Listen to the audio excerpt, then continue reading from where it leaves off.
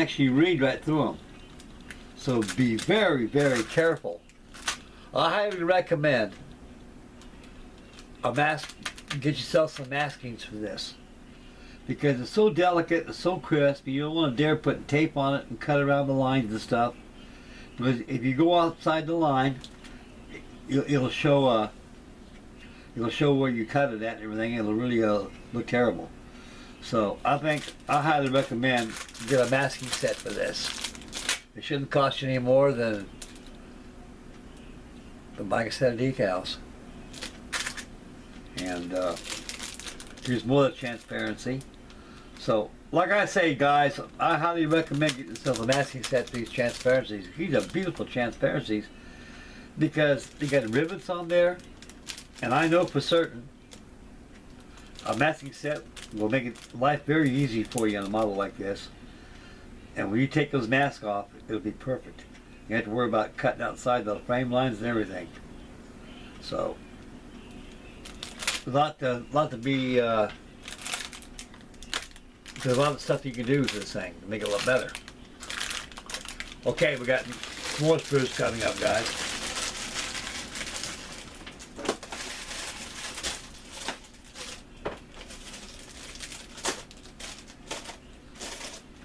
Okay.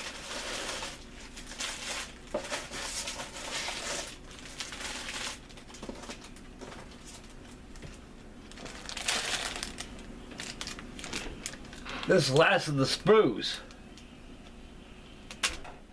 And this little sprue here, it looks like you got a reinforcement panel inside the fuselage. B-25s had problems with them, the earlier Mitchells. You had crews on there all the time, always thinking about ideas how to better the Mitchell. Earlier in the war, there was a C and D and B models. They didn't have no side pack guns, but they, earlier during the war in the beginning, in the South Pacific, you had field crews. Mechanics who worked on these had ideas. Let's put some side guns on this thing. And it worked very effectively.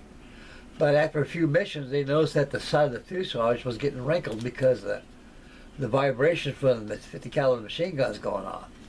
So they took it back to North American Aviation Company out of Inglewood, California. And they got a hold of Mr. Fred Nichols, one of the designers of the A40, the B-25 Mitchell. Guys, we did some retrofit on the field. We like to have a B-25 with some side guns on it. But we got a problem. We got fatigue fractures coming up. So what they did, they made these little panels on here that fit the side of the fuselage where you got your packet guns. When they're shooting, it won't wrinkle the fuselage. So that's what these are. Okay. You got 2 sprues in this baggie here. All this is undercarriage stuff, and Bombay bomb racks too, and pilot seats. Again, like Hobby Boss and some trumpeter kits, they got parts strewn all over the place for different sub-assemblies. They got interior parts with the undercarriage and stuff like that, etc., etc. Anyway, these tires look nice. The tread detail is beautiful, typical B-25 treads. Got all your interior details. Here's your hubs, goes onto the wheels. Here's your oleo struts right here. They go onto the oleo strut and also to the tracking linkage. Here's your pilot's yoke right here. Looks like a trim tab wheel. I know where that goes. That's when they lock in the throttle. And get the bomb racks. 2 screws are duplicate. Okay, here's a sprue that's by itself. It contains the canvas bag and back of the 30 calibers they had on the Stinger guns they had on the V-25. You got your ammo belts that being done. These are all the goodies that fit inside the tail gunner's compartment. And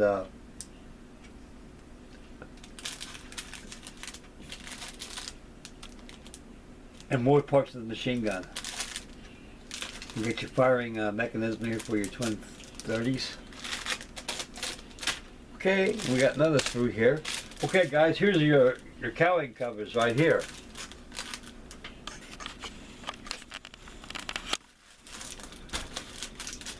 Individual cowling covers. Remember those frames I showed you on the cowling right there where the firewall's at? Well, these fit all around the frames.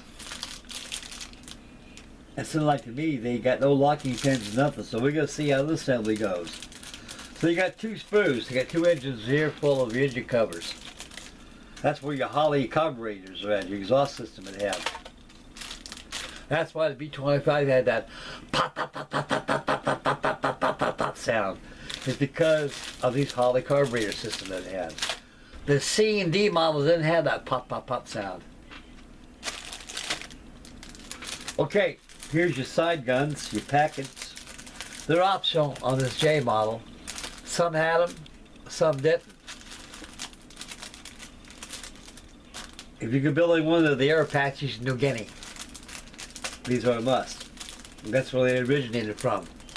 They use it for shipping. It was Sag Harbor. Going through there, all the shipping out there. The B-25s are low flying aircraft, and them things were gunships. It's used as bombers. The B-25 was a beautiful airplane. It took April 18, 1942 to prove to the world we got a hell of an airplane.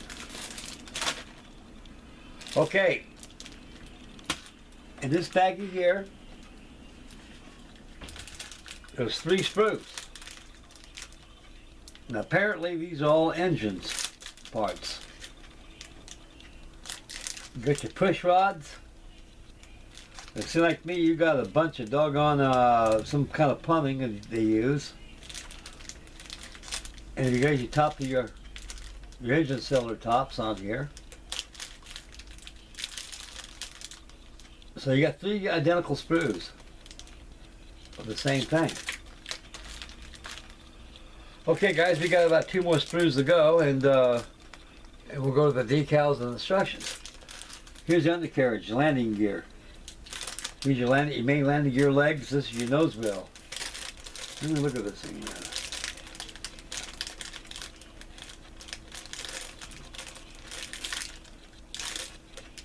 Seems like it's pretty strong, guys. The main landing gear. To be safe, with a model this size, this big, it's going to get bopped, and you don't want to bust these. I don't know. When it comes to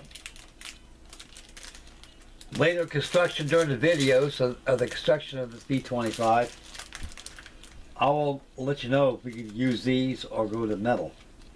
Well, I'm quite sure there's a brass metal set for this, like the B-24 Liberator. The B-24 Liberator, anybody that's got that B-24 Liberator, it's a must to replace those landing gear struts with metal. Because that's a heavy, big airplane, and the landing gear is so flimsy, it just takes your hand, if you bop it, snap, then you whirl or hurt. Now if you had metal landing gear, no problem, you can bop all you want to. Something else will break besides it. But right here is questionable about the oleos on the landing gear here, the B-25. You don't seem to be too flimsy. I don't want to play with it. It might be able to take the weight of the Mitchell, or it might not. But if you want to play safe, get yourself a metal landing gear set for this thing. I think I'd be going that way too. So far, I'm sold on getting mastings for it. I may just get me some legs for this. I don't know. We'll see how it pans out when I come to this assembly. Okay, guys. Last, this is a no-brainer right here. Here's your right cyclone engine cylinders right here.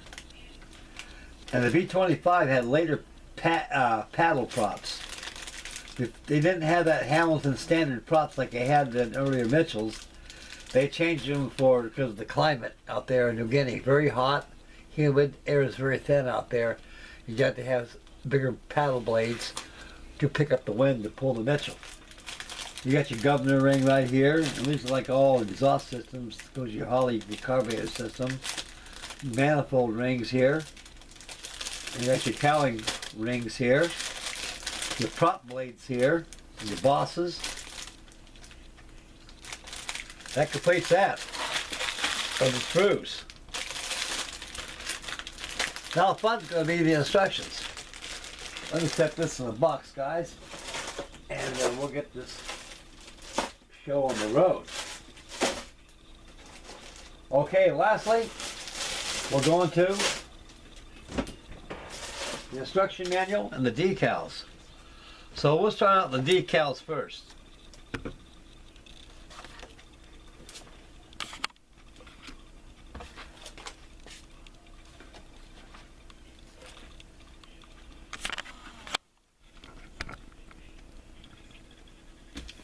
Here's the decals to give you to get, that's it. 4 spar bars. You get your teeth on there and the cowling. Just like the box art of the HK model. Instrument panel. Logos for your props. Here's your stencils for your props. Here's your rudder code, also your squadron code number. That's it. Now, there's probably a lot more decals out for this. That's the route I'll be going on. I can keep the star and bars, that's fine. Instrument panel, everything else is good. I'm not going to use no teeth, and it's going to be a Mitchell that's noted by squadron. So I highly recommend get yourself a decal set for this. How much it's going to cost is it's uncertainty. I don't know much. Not much. Not many more than 20 bucks maybe. So I highly recommend get a better decal set for this. The decals, the Cartograph decals, they're good. I mean, what you see in the box art is that they give you no more options. That's what I'm trying to say, guys. You need something that has more options. You need a B-25 that's flown back in World War II that you know of and seen in history books has different, like air Apaches, different squadrons like that. So there's a lot of decal sets. So there's 3 things to ponder about. Get yourself a decal replacement for this. Get yourself some metal landing gears, and get yourself a masking set for your transparency. You get all 3 of those bad boys, you're all set. You don't need nothing else. Okay, lastly, the instruction manual.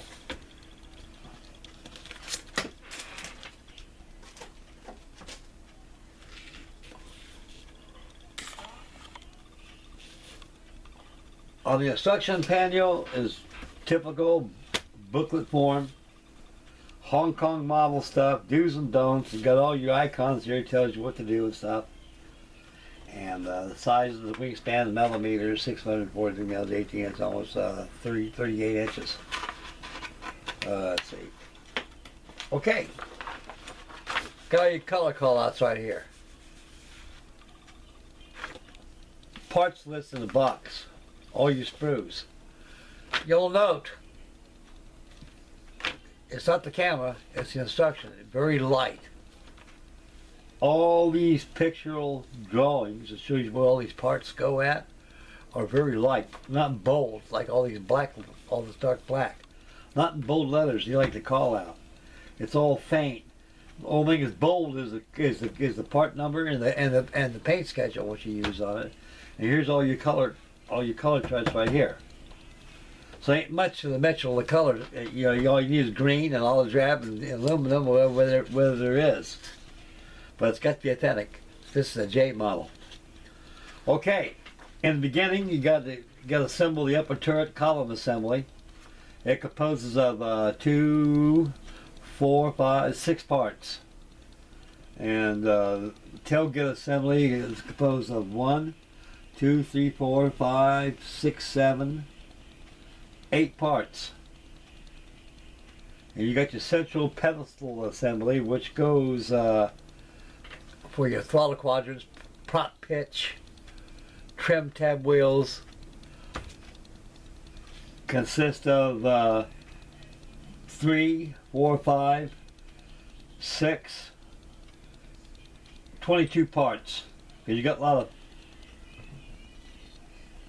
pulls of plastic right there. I thought the photo etch. The only photo etch they give you is what I showed you guys. Seat belts and some kind of a fairing goes on the leading edge of the wings. I don't know. But all your throttle quadrants, prop pitch controls are all plastic. And here's your photo etch. Seats and control column assembly. Yeah, your seats consist of 6, 7,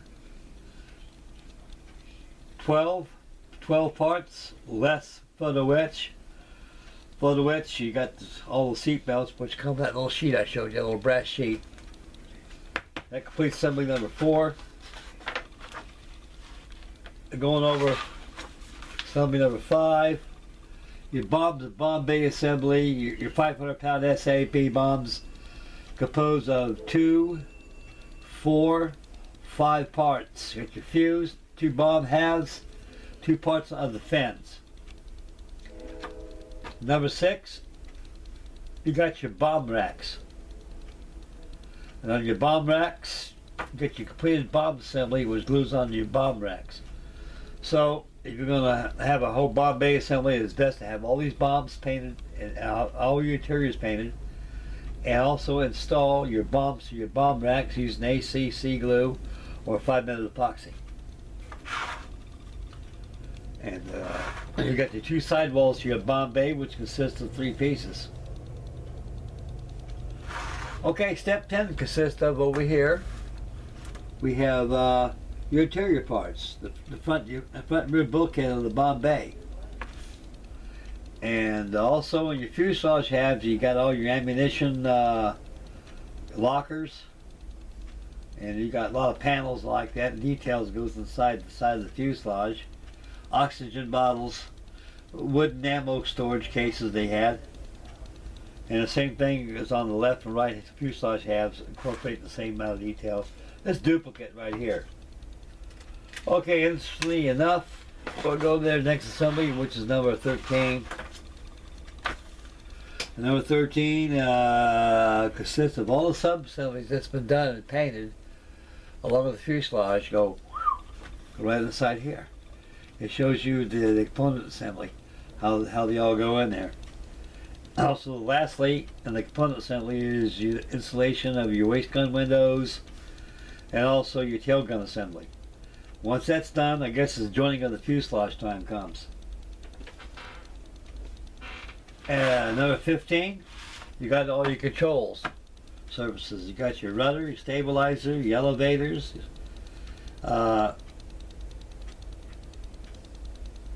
All these parts, it calls for no gluing, so they are functional, they do work. Fuselage has been joined together, and you got to mask your fuselage, mask all your transparencies before you do any paint in this thing. That's why I say order your transparent, your masking set, and you're all set there. And you got your top gun assembly, consists of 2, 4, 6, 8, 10, 12 parts right here. That'd be A, the blown up of the waist gun assembly. Okay, we're moving right along here, fellas. Step 17, you got miscellaneous parts and sundries that fit on the bottom of the fuselage, bomb bay doors, exit and enter, entering of your hatches, because you call it B-25 had 2 access panels. How you get inside the B-25 from the rear and from the front. You got your bomb bay right there. You get your landing gear doors. You got your fairing fits on your undercarriage door, front and nose gear door. Because the landing gear on a B-25, as it retracted, it turned. And as it turned, it retracted. And you got a little blister that fits on top of that landing gear door. That's how the tire rests on it. You got the interiors of your bomb bay fits in there. There's that armored panel that fits right there where your pack gun goes at. And color call outs for your entry doors. Lastly, you go to the wings here. You got your fairing for your flaps. They're optional, either up or down. You got engine assembly. You got your governor ring, push rods. You got your false wall for your Pratt Whitney, your right cyclone engine. You got another cylinder fits on there too. They're duplicate. Okay.